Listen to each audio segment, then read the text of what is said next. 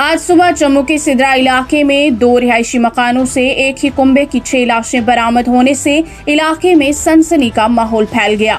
Police जराये ने बताया कि लाशें नीमबोसीदा हैं और उनको पोस्टमार्टम की खातिर नजदीकी अस्पताल मुंतकिल कर दिया गया है।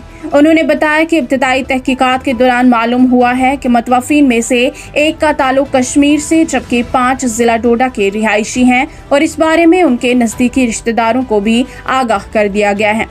उन्होंने बताया कि इस हवाले से बड़े पैमाने पर तहकीकात शुरू कर दी गई है, जबकि आसपास के रिहाइश पजीर लोगों से भी पूछताछ का सिलसिला जारी है। पुलिस जराये का मजीद कहना है कि चूंकि मामला काफी हसास है, लिहाजा एक खसूसी तहकीकाती टीम का कयाम भी अमल में लाया जाएगा।